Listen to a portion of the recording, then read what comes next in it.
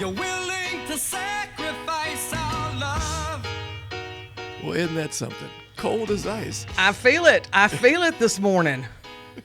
That was Foreigner, by the way. Foreigner. And can I just pause a minute before we go much further? Yes, I chose Cold as Ice because there is a chill in the air, but hey, hats off to Foreigner. They have finally made it into the Rock and Roll Hall of Fame. They'll be inducted this year along with a very eclectic bunch, including Cher, who was overlooked last year and said she would have nothing to do, but boy, she's excited this year. So Yeah. there you Cher, go. all these folks that are classic. Yeah. You just grow up watching them. Ozzy Osbourne. Yeah, I mean, come on, dude. Come on. And then the length and longevity of their careers, which is really something to be said because it's not lost on me that a lot of pop acts these days, unless you're the best of the best, unless you're the Taylor Swifts of the world, maybe the Beyoncés of the world, you're going to have a hit song, maybe 2 hit songs, and then you're done. But we're talking about people that 20, 30 years in the business and never got tired, seemingly, of it. Like, kept producing records, kept touring. I mean, that's just amazing. I know we're segueing into all these other things that are maybe not so STEM, but it is. Well, STEM is all over the music industry. Now, you think about the electronics and the technology and everything that goes on. I do want to say this, though.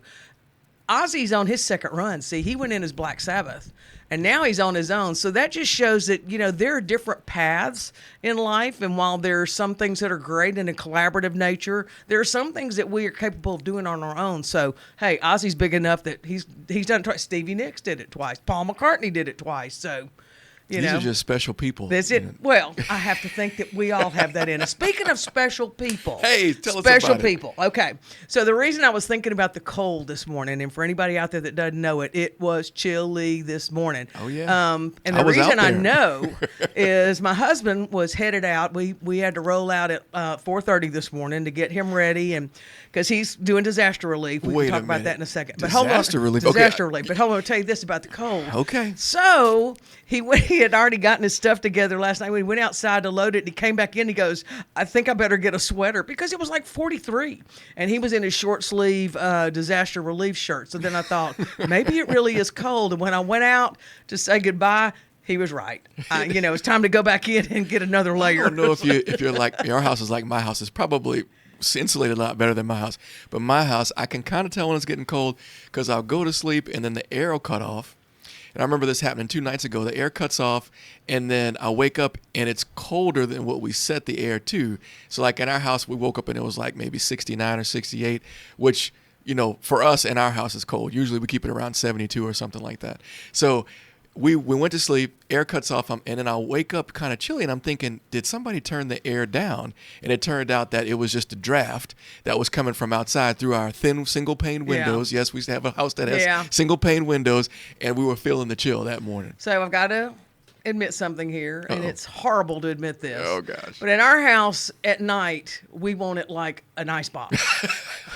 So we turn it down to 60. Oh, my God. I mean, Tom Boniel radiates, and he can't breathe, and so we turn it down to 60. Well, this morning I thought, man, the air conditioner was running to try to get it up to 60. So it was just running. I'm like, oh, my gosh, we need to make an adjustment here. But anyway, oh, my gosh. So you basically, the HVAC in your house never cuts off. It never cuts off. It's ridiculous. I'll work till the day I die just to pay the electric bill, Because how do you even manage in the summer? There's no way you can keep the house at 60 in the summertime. No, well, we don't do it during the day. It's just at night. But, that's just one of those things we sacrifice and make happen. So some smart person in STEM thankfully invented air conditioning. My grandma used to tell me shotgun double house in New Orleans in Treme area, and they would get big blocks of ice, and then the fan would blow over the big blocks of ice. Or sometimes you wouldn't have ice. Sometimes you just have the fan going at night to circulate the air. And from the front to the back, and one took in, and then the other one in the back of the house pulled it out, and it was just one big circulation, which was great. And I never forget my grandfather telling me, and when it was time to wake up, somebody, would turn off the fan, and you'd get a little warm. You might get a little sweaty in the bed, and that was your cue to get up and it was time to go to work. And I said, oh, that's it. Well, what you're saying there is a great segue into one other thing, and that's, I mentioned a while ago about Tom's gone on disaster relief. Mm-hmm. Yes, it's cool outside, but the news prior to the temperatures sinking were the double hurricanes down in the southeastern portion of the United States. Isn't that something? Two hurricanes in more or less the same area. It took me back to the days of Katrina and Rita. Yeah. When they hit here. And so, I kept thinking they talked about what a hard hurricane season we were going to have.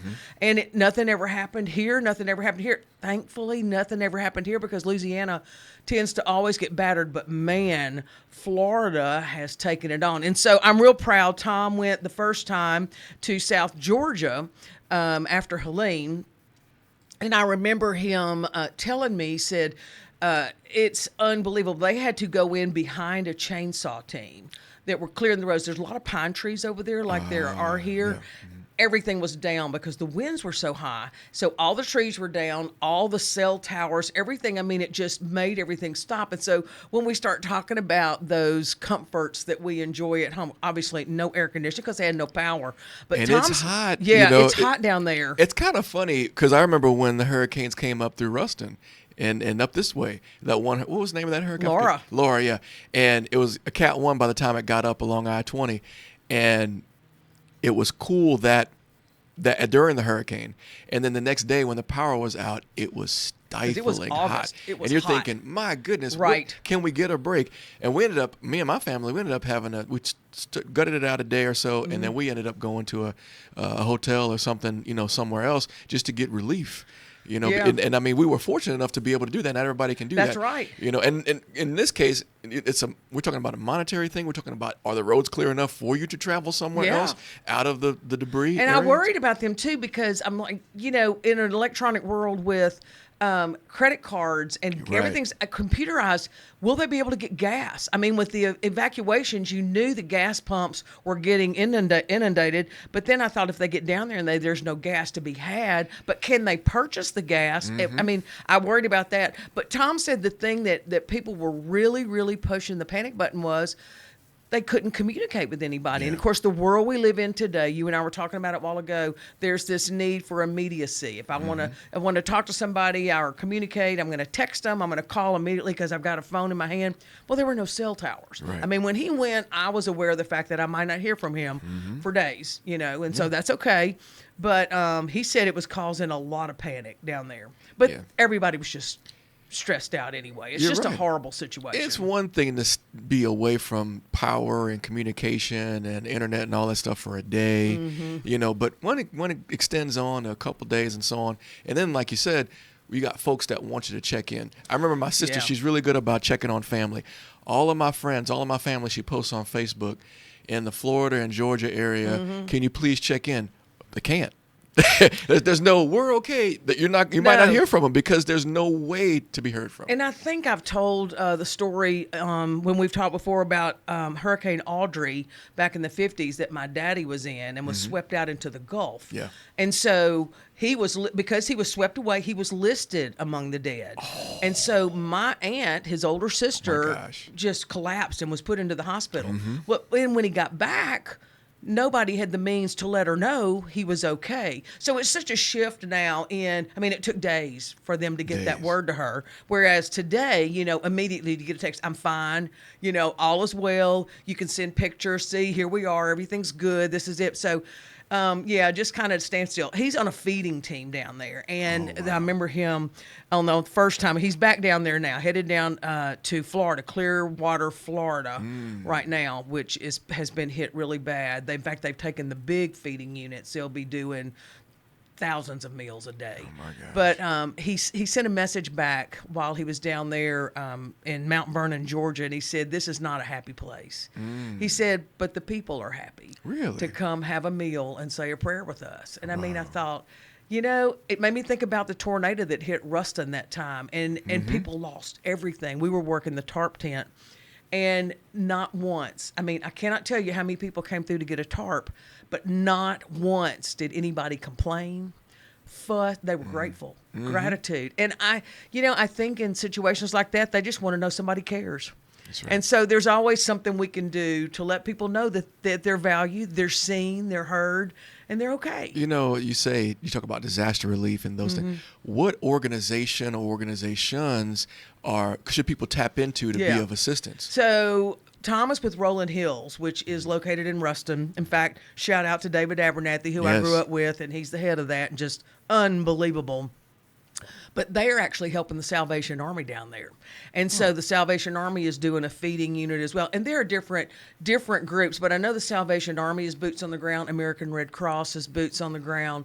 They have different chainsaw units going in, but Salvation Army and American Red Cross are great places to go. And then I always advocate for Rolling Hills. You can go online to their website and you can donate. You can see the kind of things they need, whether it be bottled water or whatever. Because even though we're not there, boots on the ground in the trenches, there are things we can do to support the efforts. And so That's I hope pretty people amazing. will do that. Yeah, I didn't realize that Rolling Hills. I'm thinking Rolling Hills is just drop your unused or your items off that you don't need anymore. And they do so much more than that. Yes. That's it's amazing. a huge operation. All this talk, I'm gonna throw this in, and I know we've got things we want to discuss. But I told you when I got in here, my mind was just rolling with stuff. But we've started this STEM Her Way webinar series, the Louisiana Girls Collaborative. We'll talk a little bit more about that next month.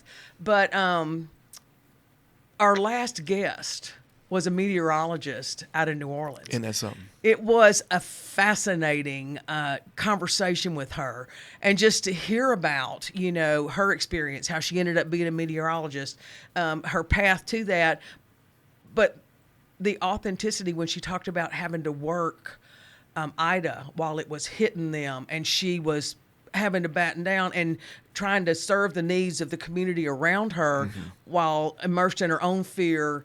And it was just, she got emotional talking on the webinar. And I thought, this is fantastic, because people need to realize that these are also humans. Right. Even though they're in there with their superpowers, they are humans.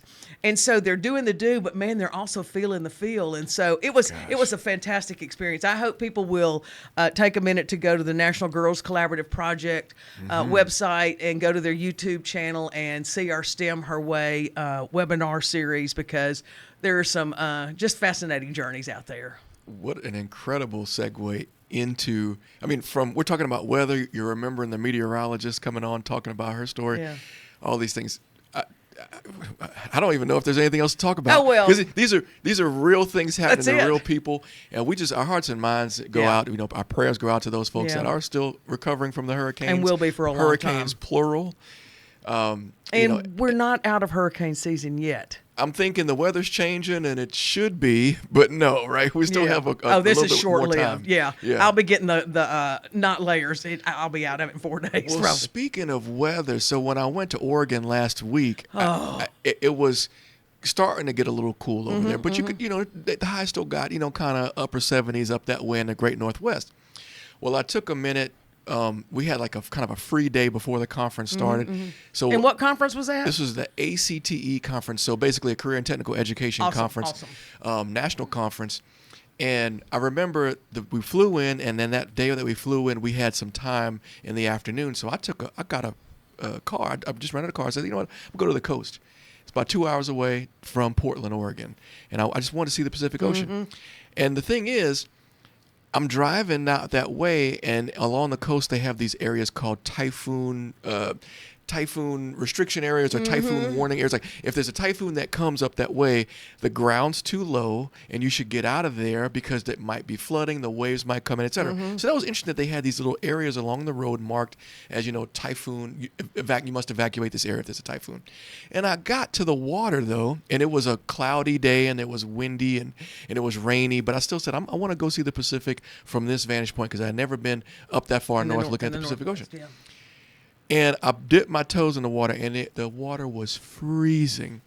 And so it made me kind of laugh because I was like, I don't recall there being much coverage from the Weather Channel about typhoons hitting anything along the Pacific Ocean, because I'm assuming that the Pacific is normally pretty cold, and those types of storms can't survive, along certainly in the Northwest and probably along the northern coast of California. But yet here we are in the Atlantic and the Gulf of Mexico, and it's this playground for weather to just spin up and go out of control. the So Gulf is so the warm. perspective that I had was different, being out there. Like I said, that water was like 50, 45 degrees. I mean, I didn't go past my toe. Yeah, you don't need to do that. Yeah. So it just talking about the weather just made me think about the differences in temperature, and again, all STEM related. Absolutely, So it absolutely. just- Yeah, and I think when you look at the world around us, all the different facets of the world around us, it's all going to go back to STEM.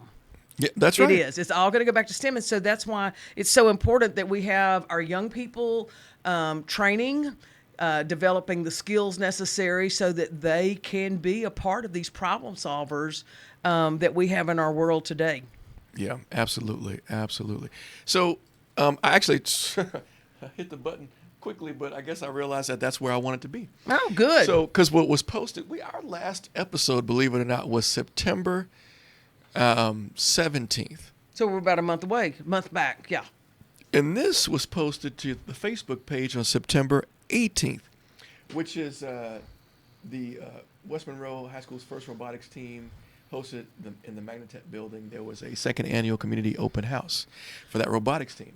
And so apparently SCILS was either there. Yes, we were. Or, it thought well enough about this event to cover it. Well, here's the deal. So this is in West Monroe, which is in Ouachita Parish, one of our partners. And so we support their efforts over there. In fact, some of the funding that we give Ouachita Parish supports the robotics programs throughout the district. So they that's great. extended the invitation to me to come. And of course, I went, and they wanted us to see, of course, they're looking for people to sponsor different aspects of this, but they did a tour of the Magnatech building, which I was knocked out by. Yeah, so it's you're pretty seeing impressive. in here, yeah, and so they've got these fantastic pieces of equipment. These kids, there's their robot for people that think, gosh. robots are just on the tabletop. That thing was launching those orange things back there on that table into slots and I was just totally blown away. It looks like a battle bot. It does. And the way it moves, it makes you want to get out of the way, let me tell you. But I got to tell you, in this whole thing, what I love, that's their teacher there on the left. What I love is how articulate these kids are about what they're doing. It just proves the point that when you put your hands on it and you're responsible for making it happen, you internalize it and you totally are able to communicate about it. It just blows you away. Yeah. I had the most incredible conversation with these young people about it, and it excited me all the more that we have just even a small part in the opportunities that they have to do this. Yeah, really incredible stuff. Again, where are we pulling this information from? Oh, I think it's the SCILS Region 8 Facebook page. It is our for Facebook those of you page. who are wondering, right? You can probably see, because the camera's kind of a wide angle now, Yeah. you can probably see that I have that on my screen. So Very everybody, strategic. make sure you go out to Facebook and look up SCILS Region 8 LaSTEM Center. You will see a picture of Cathi on the front cover. And it's incredible. What a wonderful picture. What a wonderful But not smile. my idea. You have to do that if you want to start a page, I'm told. Well, and anyway, that way you don't have to wait for the That's right. podcast to check out what's going on, because things are being posted weekly, sometimes daily. Just depends on how active everybody is, and that's where we're pulling this information from. So y'all make sure Yeah. to go out, give it a follow, Go give it a follow like. and share. Yeah. Absolutely. So we're going on now. This is something that I want to share with everybody. I probably could have a whole 20-minute segment about this experience, but I want you to know. And we talked about it. We encouraged everybody to come out if you could, and we did have some visitors come out to Louisiana Delta Community College for our first ever CS for You Train the Trainer. First ever. I want to say it again. First ever. And I want to go on the record right now that it would not have happened without Ryan Pierce. Well- because you pushed for this. You saw the value in it. It started last May when you said those words at the SCILS Mini Summit. Yeah. Well, the good thing is that I have partners like you who make things happen. And we just, it was a long time coming, but it wasn't, we'd have to wait too long. I feel like, you thought about it, we talked about it a little bit, and then boom, we had something going on within a couple months. And then so our job is to then replicate this over the next couple months, try to get our stuff together. I'm going to go on record and say, I actually talked to some folks after this at my college that are telling me, let us know what you need. we really like this idea. We like the outreach. We know we have to be in the community. Louisiana Delta Community College, we're a community partner. We got to get out to the middle grade students in the high schools and let them know about CS for You and let them know about computer science. And they're telling me, hey, let me know what you need. Let's see if we can find some funding. It's not like I'm going to push you off a little bit. It's like, I talked to a gentleman who said, just give me the list. Give me the list, and I'll work the list. Give me some time. I'll work the list so we can get the supplies, the breakout boxes, the robots, and all those things, and then we can make this a reality. So I'm very encouraged. That's awesome. It didn't take much for me to, they saw the value with maybe like 2 sentences or 3 sentences. They saw the value. And I'm hoping that everybody that's listening to this podcast also understands the value. We talk about CSVU over and over and over again. It is a great initiative. Everybody's got to get on board. Well, and here's the deal, Ryan. I mean, and as people are looking at this, y'all were in the student seat, just like the middle school kids that go. Y'all went through the full program. Even this is the very beginning of it with our blackout bingo that kind of sets the pace for the whole deal, the tone. But when you think about working with middle school students from Region 8, yes, turning them on to computer science, yes, letting them dip their toe in the waters of coding and all, but you're also showing them possibilities with Louisiana Delta Community College. Right. Come here. These are the different careers that we can get you on a pathway to. These are the different skills because we need kids coming here and getting trained and certified in all this. So, I mean, it was fantastic. We had a blast. I think it was just wonderful to take it to the next level. We've been doing CS for You. We started it with just girls, then we went guys and girls, and now we have our first cohort of adults that have trained. And I would dare say y'all found out a little bit about yourselves. You were really true adults in this, in that you wanted to be right about everything. You didn't want to step out there and do something you didn't know how to do, and we pushed you just like we would kids. Like the breakout boxes, y'all struggle because it's like, what, huh? We got to solve these puzzles. I'm ashamed to say, like, not ashamed, but it's very eye-opening that when you have a challenge that's geared towards a middle schooler, and you're an adult. And your pride and your ego is getting in the way of you even asking a simple question because you're thinking, surely I should know this. Did I learn something about myself? Yes, I completely adulted that whole thing, but that's okay. I mean, it's so listen. Every time we teach teachers, we say it is incredibly valuable for them to sit where the students are because you're going to have students feeling that same way, and you have to be able to pull it out of them and help guide them through it. But anyway, y'all did a great job, and I think the fact that you've had follow through. This was one of our new things we added this year. Yeah, I thought this was really good. Y'all did well. We in all transparency, we used to do the scavenger hunt, but it's just gotten too dangerous to turn kids loose on a campus doing a scavenger hunt. Yeah, that's right. So we have a robotics challenge where they program their robot to do this engineering challenge where they have to pick up cups and go deposit them at first, second, third base. And it's turned out to be such fun. It's kind of the end of the day deal. Everybody's on the floor and having a ball. Y'all even got down on the floor. That was pressure. And the reason why was because because you couldn't get up? That too. It's like I'm hearing my knees go crack, crack, crack as I'm getting off the floor.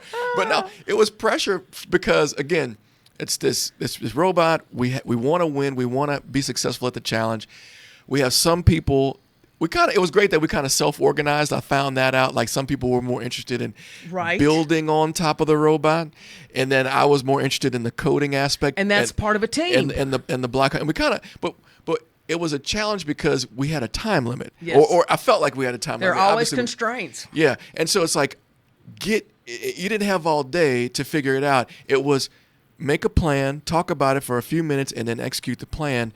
And we were wanting, of course, to have the best time. We wanted to break a record because, again, we couldn't be longer than the middle school kids. But anyway, I loved it. That particular exercise as a substitute for or replacement for the scavenger hunt, I think is phenomenal. Yeah. Because it allows the students, they've already gotten a chance during the course of the day to experience some block coding with, I think it was Build Your Own Fairy Tale or something that we did. Code a Fairy Tale. Code a Fairy Tale.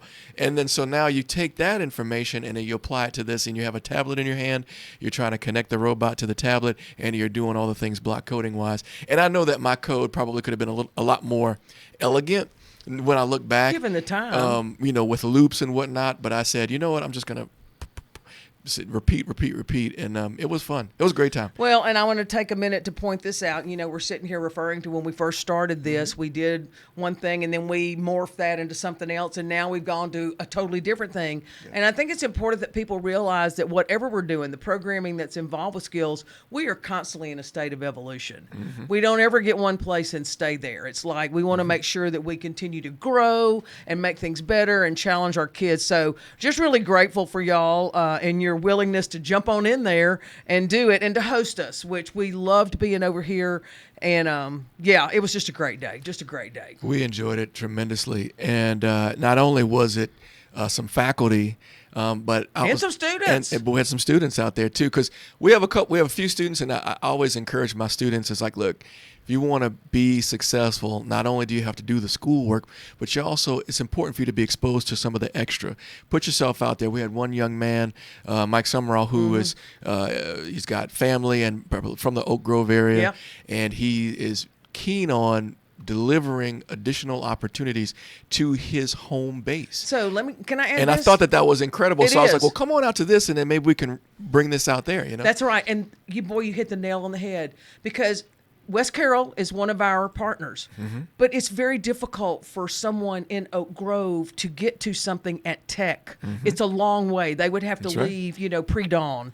And so to know now that y'all have a team that could go to them and spend a day and do this, that is phenomenal. That is phenomenal. It's what it's all about. And that's exactly what you said. We got to get out there and take it to the people. Yeah, we got to grow. And it's like, I set us a goal, like, even if it's just a couple that we can do per semester or in the first year, that's more than who would have been touched before. That's always what I say. And it's helping the entire SCILS network, and it's taking some of that off of you and your team to have to do it all by yourselves, which, and again, HB, House Bill 264, whatever. I'm probably butchering that right now.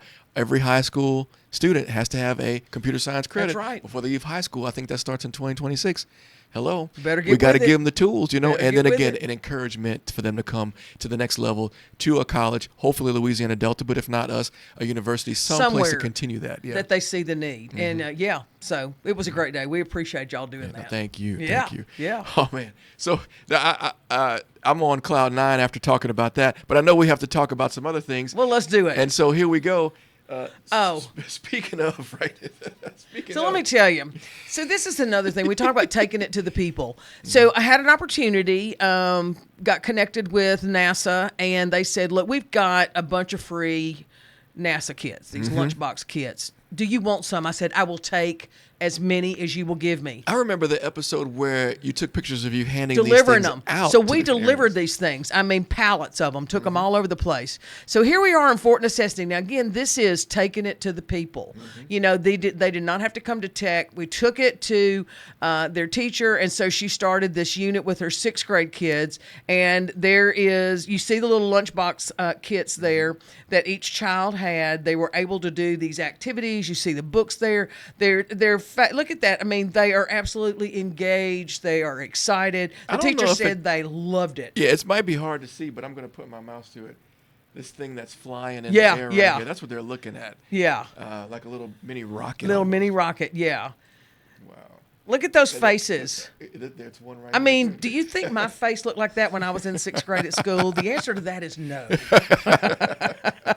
Yeah, it's truly wonderful. And so the object of this was, I guess, to build a rocket, launch a rocket, or something? There were multiple things. Of course, it's a NASA kit, so obviously they want the kids interested in things that are connected to NASA. But I think it's all about, can you build this? Can you launch this? Can you explain what's happening with this? Can you modify it so it'll do something else? I mean, there's always that open-ended part of, can you figure this out? Yeah. And so that's what it looks like it's all about. And I was just thrilled that we could provide these resources. I was ecstatic that NASA reached out. It didn't cost us a dime. It took time and a little bit of gas to run all over the Delta, and that's okay. Can you imagine, though, NASA's a huge operation. Huge.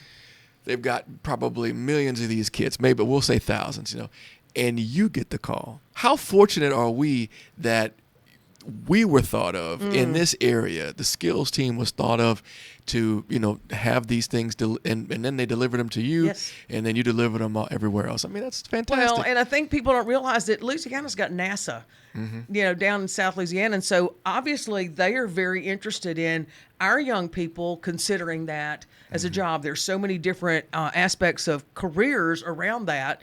And so they're hoping seeds will be planted. But then again, it's part of their giving back to Right. the education process, and ultimately hoping it will connect to careers. So, yes, we felt incredibly fortunate and, just tickled to be able to do it. I just want to go back to this picture one time, because the other cool thing about it is, sometimes students are interested in the science of it.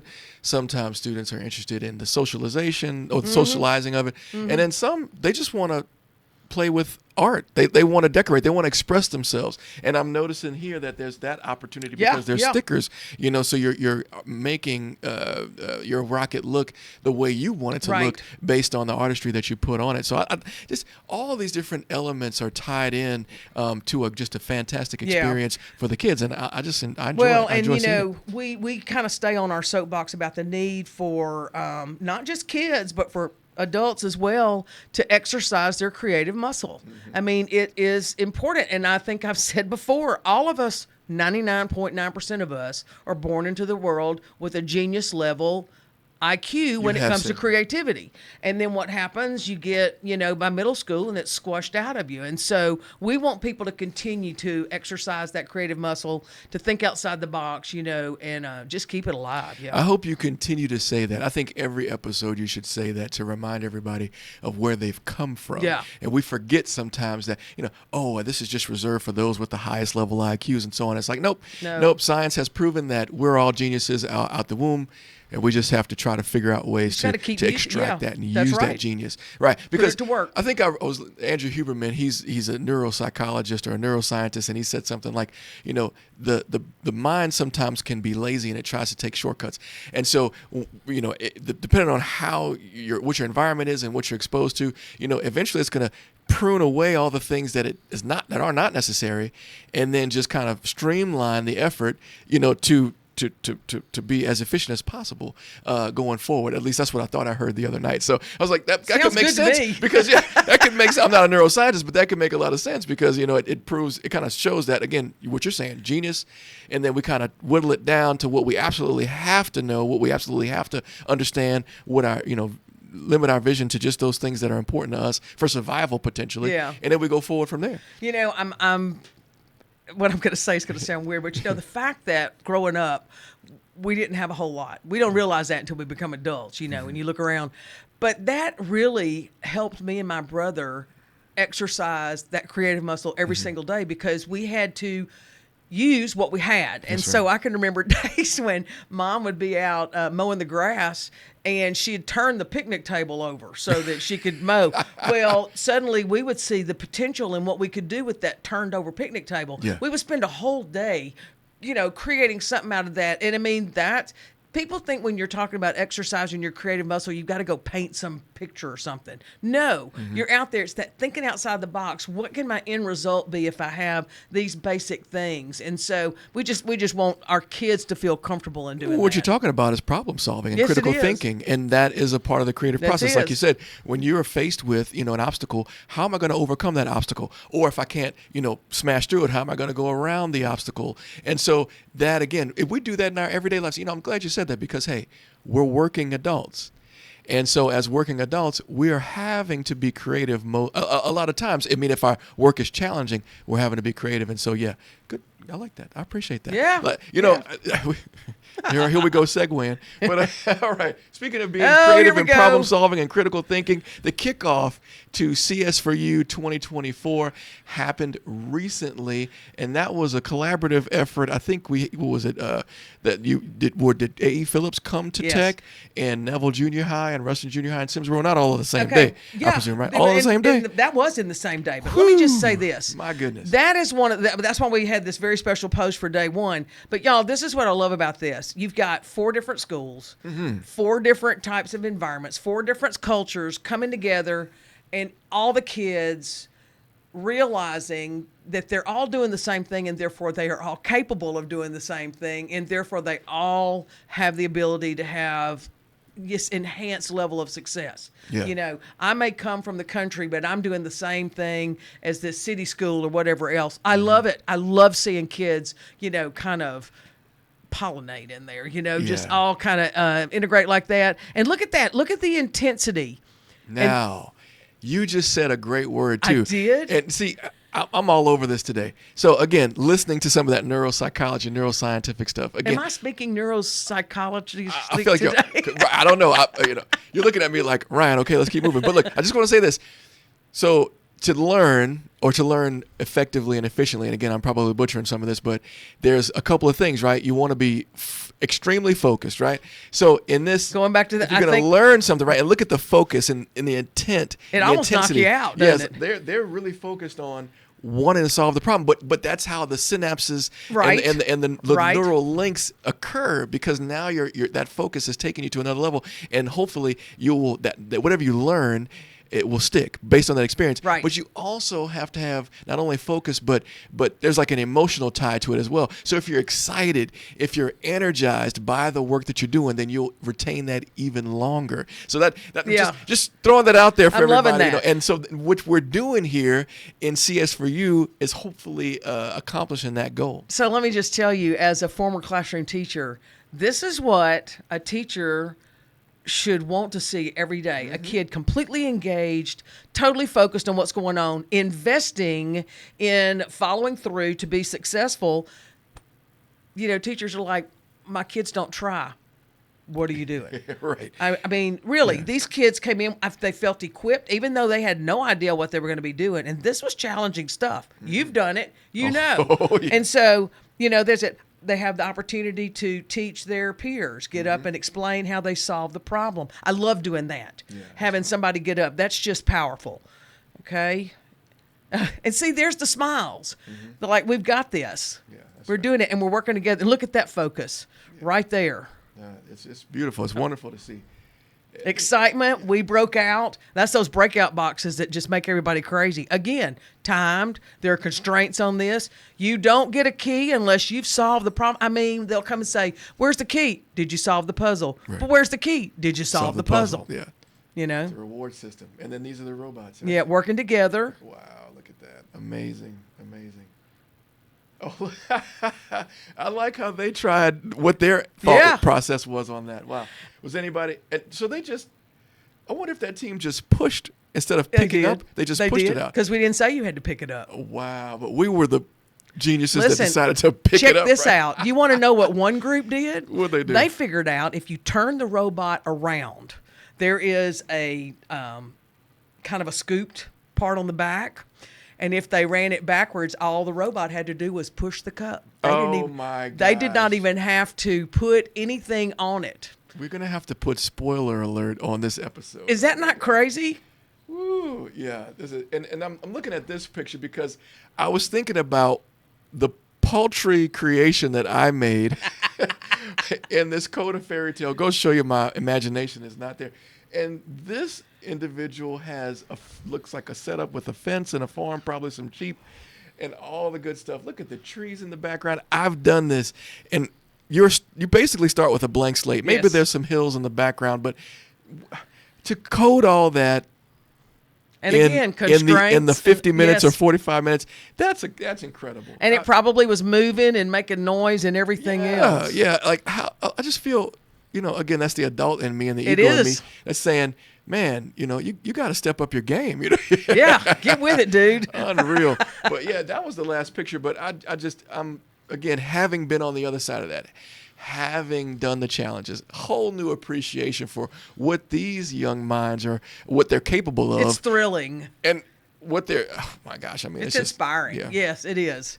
They're And you light wonder years why we beyond me. continue this, Yeah, my goodness. And so if we continuing on, then we're wrapping it up. We're wrapping it up. I with mean, we Caldwell Junior High, Cedar Creek, and Downsville Community Charter, and Simsboro. Simsboro schools. was back. And so we had a full week of this, wall to wall. And, it was so successful. So many kids. It just merited us having a couple of posts about this because we were just so excited with the number of kids that participated and with, just their enthusiasm and their success. Look at that one with the cross.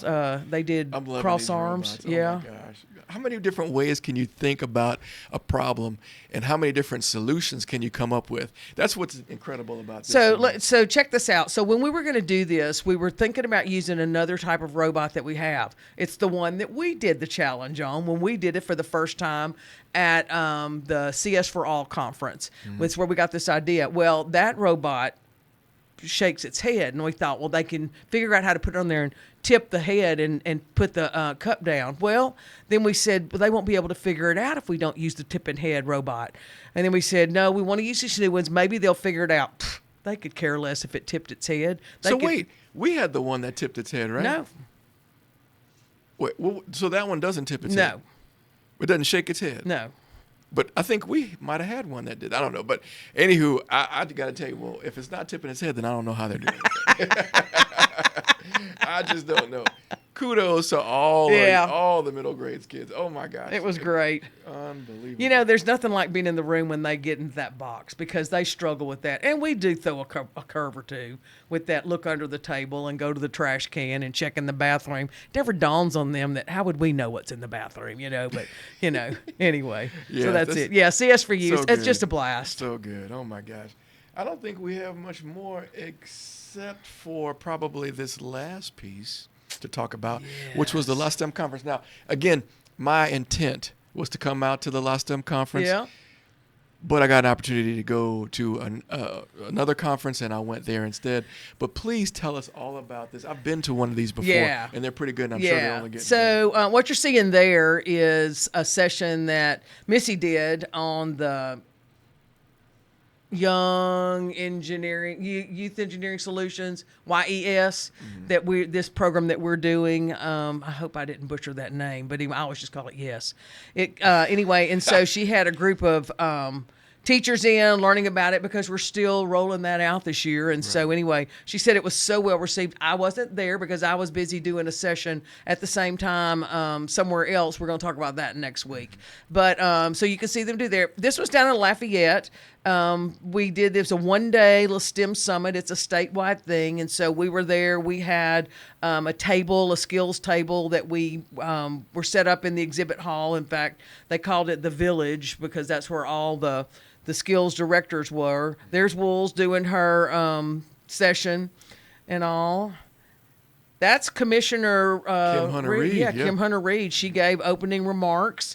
And you can see all the cool backdrops and all that stuff. More STEM. Yeah, more STEM. The audio-visual elements of all these conferences. Absolutely. Steeped in STEM. Absolutely.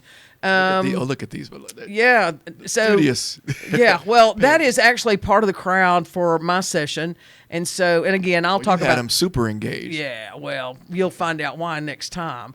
And then, because I want to ask a question like, what's on each table? I'm not telling you. We'll talk about that next time. Was your session in the big part of like the keynote area? No. They don't do any sessions in there. No, but I will show you someone. Oh, there we are at our table. We have these cool little Lego bricks that are stress busters. They have skills on them. Oh, and you can squeeze them. Yeah, you can squeeze them, and they actually stick together and all that stuff. I love it. That is the keynote speaker, Captain Barrington, and he was the youngest person to fly around the world. Really? Yes.